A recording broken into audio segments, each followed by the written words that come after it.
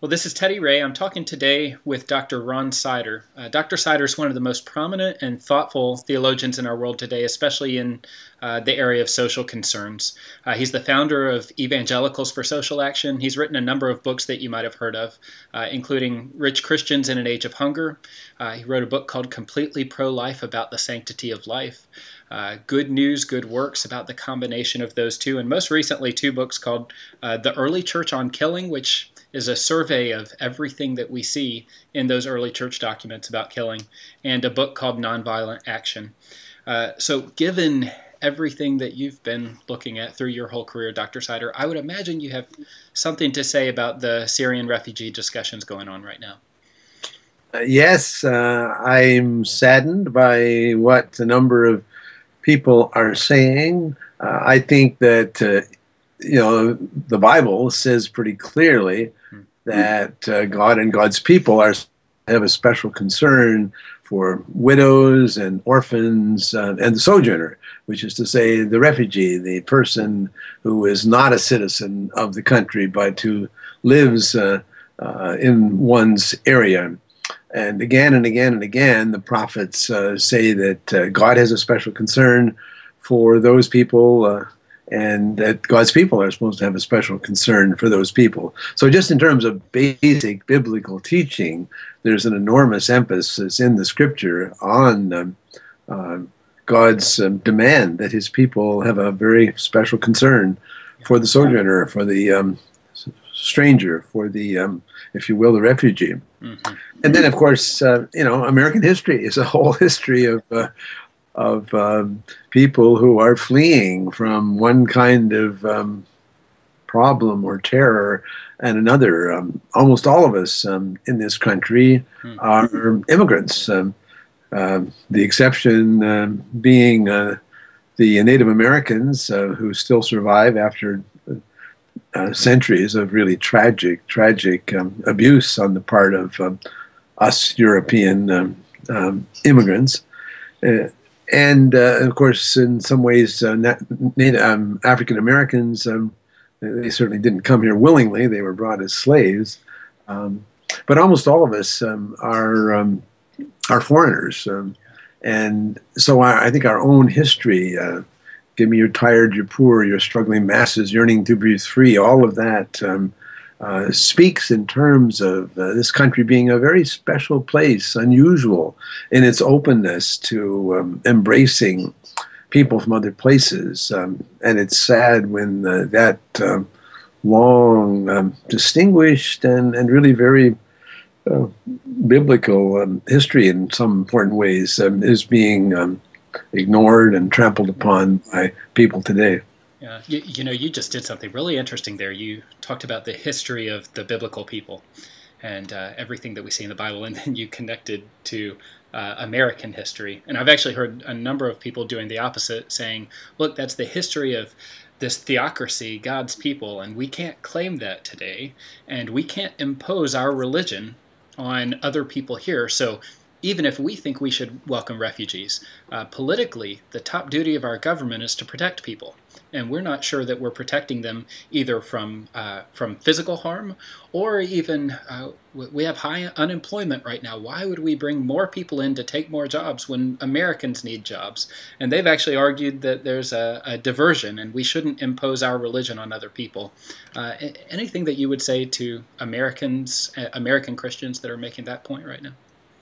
Well, the question of how especially the Old Testament material, but the biblical material applies to this nation at this point in time is an important question. And it's certainly true that, thank God, we're not a theocracy or a dictatorship. We're a democracy. And there is that significant difference. Israel was, in an important way, a theocracy. But all through the Old Testament, you see the text saying that the people of Israel are supposed to be a light to the nations. In other words, God tells them about how they're supposed to live, is supposed to be God speaking in effect to everyone, saying, "This is how I want people to treat each other, with love and justice and fairness, concern for the sojourner, if you will."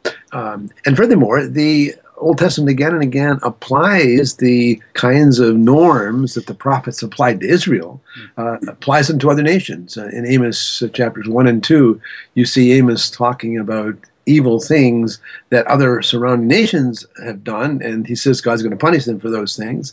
And then he switches to Israel and says how God's going to punish Israel for their injustice and neglect of the poor and so on. And you also get the prophets applying to the biblical text, applying to Nebuchadnezzar the kind of concern for the poor, and saying that God's going to punish them because he doesn't have that kind of concern. So I think it's certainly true that we don't simply take the specific details of this or that Old Testament text, applying the death penalty, for example, to children who are not respectful of parents, but the basic principles about justice and peace that the Old Testament tells us should be applied to all nations. Now, that doesn't mean we go into the political realm today and we says, God says in such and such a biblical text that you've got to do this, and if the American nation doesn't do that, then hellfire will come down. But I think we, as Christians, are informed by what the Bible tells us about justice and treatment of refugees, and then we go into the political realm and we use language that Christians and non-Christians can understand, and we make a case for acting in that kind of way. Because finally, what God was telling Israel in terms of the basic shape of justice is what God wanted Abraham and his people to share with the whole world, because God said, "I'm calling you to be a light to the nations." So when you talk about that justice orientation, the importance of hospitality, how do we balance that, or do we, with a duty of government to protect people, with the people who say, but what if this isn't safe? Should we expose people to risk that they shouldn't be exposed to because of this? Well, certainly it's a proper task of government to protect the people of that nation, and as a matter of fact, we have a very elaborate process in place that is designed to do exactly that. I mean, it takes a couple years at least for refugees to get processed and to have the authorities do all the very, very elaborate kinds of things they do to make sure that we're not letting in dangerous people. So it's not a matter of trying to make sure that terrorists don't come in. It's a matter of doing that and being generous with our long history to be concerned with refugees. So, I mean, we've only, I think, approved a couple thousand refugees in the last several years. Germany has said it's going to take in 800,000 this year. I mean, surely the United States, with a much, much larger population, 4 times or so what of that of Germany, surely we could decide to take in some tens of thousands. President Obama said 10,000 more. I mean, that's really not enough. We ought to take in 20 and 40,000 over the next several years, at least that many. And we've also got a tragic history of not doing what we should. In the days of Hitler, there were many Jews that were fleeing Hitler and that wanted to come to this country, and there were even ships that approached our shores with Jewish refugees, and we turned them away, and they had to go back to Germany, and many of them died in the death camps. I mean, we dare not repeat that kind of history. Then, at that point, there were people who said that those Jews were dangerous somehow to our culture. So people who stir up a kind of nativist fear in this kind of situation is simply fundamentally unchristian and un-American. Hmm. Wow. That's a strong statement, especially looking at we have 26 states, I believe it is now, that have the governors have announced we are refusing refugees. Um, what does the average Christian in one of those states, or really anywhere in the U.S., do practically here? Can we be anything more than a voice? What do we do? And first of all, they don't have any authority to do that, so it's a kind of empty rhetoric. It's obviously just political standing and posturing, and it's an example of a kind of sad, finally, I think, disgraceful use of a particular fear that's around to take a stance that just isn't keeping with American history or with our values. But I think Christians and Jews and other people of goodwill in those states ought to be writing their governors and the legislatures, if the legislatures are involved, and say, this is not what we believe in. This is not the kind of country we have been and want to be. And we oppose your stance, and we vote, and we want you to change what you're saying. Great. Yeah, thank you. That's a great word. I'm just down the road from Asbury Seminary here, and was really proud to see them recently. They said, you know what, we've got to do something ourselves. And so they said, we're going to make room for a refugee family here, and have offered through the government to personally house a refugee family. And exciting to see some people saying, we can do something here. Yeah, that kind of personal modeling is powerful and wonderful. And if evangelical Christians, congregations, and so on, organizations would do that on a wide scale, it would really be noticed. It would be a part of the public discussion, and it would make a difference. Yeah. Wow. Well, thank you so much. Let me ask one broader question, because we talk about refugees here. We talk about hospitality and justice. The bigger issue of how do we open our borders, or how much do we remain a country that isolates and protects? Do we get to a totally open borders point, or what would you advocate when we look at the bigger issue there? Yeah, that's obviously a very difficult question.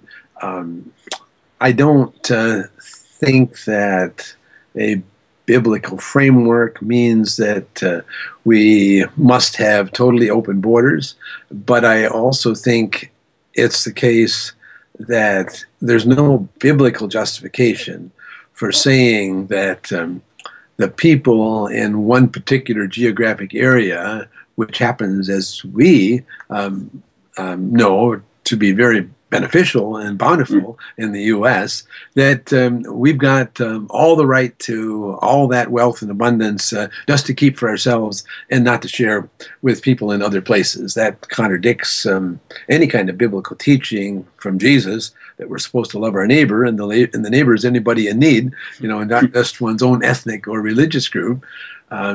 So at the very least, it seems to me, a biblical understanding of nations is that, yes, the people in that nation have worked together and they've created wealth, and it's right to think that to some extent, some significant extent, they have a right to enjoy that. But it's also true that the U.S. is an example, that we've created a lot of wealth because we had enormous abundant resources. Right.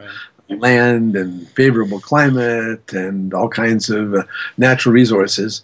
And furthermore, we benefited from trade relations with other parts of the world. Sometimes those trade relations weren't even particularly fair, and they benefited us in a way that they didn't help poorer people. So some of our wealth has been come to us because of unfair trade relations, although that's another complex topic. So in basic summary, what I'm trying to say is I think it's a crucial biblical theme to say that for Christians, everybody in need is one's neighbor. And that means that we ought to be always pushing our nation to be generous, to use our abundant resources to empower poor people around the world, to feed refugees, and make things better for them. I mean, just one more very concrete example. The United Nations Refugee Program is telling us that they have, I think it's less than 50% of the money they need right now to feed the refugees that they're trying to care for.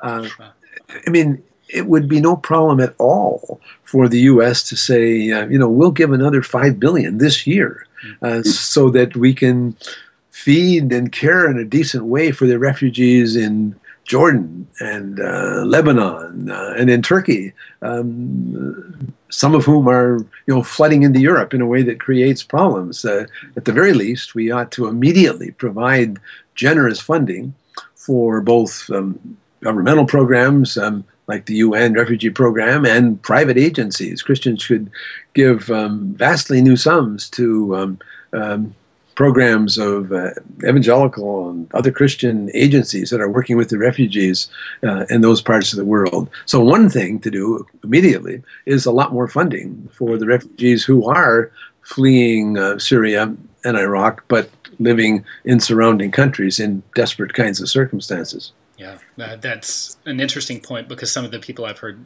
speak into this have said, can't we help without having to extend hospitality? And I hear you saying not one or the other, but we need to do both of these. Right. And one other comment is that it's just fundamentally un-American and un-Christian to say we should take in Christian refugees, but not other refugees. It's contrary to the First Amendment, to the whole approach of this country to be a welcoming place for people of all faiths. And that's not to say that there are not specific circumstances at particular moments in time where a particular group of people are being so mistreated that it's appropriate for us to have a special, concern and activity for them. And we've done that sometimes in our history. I can never pronounce the name, but that group of Zahidi's or something of the sort. They were being mistreated in a very special kind of way, and it's not wrong to say that we'll have a special concern, special category for them. It's not because they're that religious group. It's because they're in a special circumstance of enormous mistreatment and danger. But to say that okay, it's safe and we'll welcome Christians, but not Muslims is just tragically wrong-headed.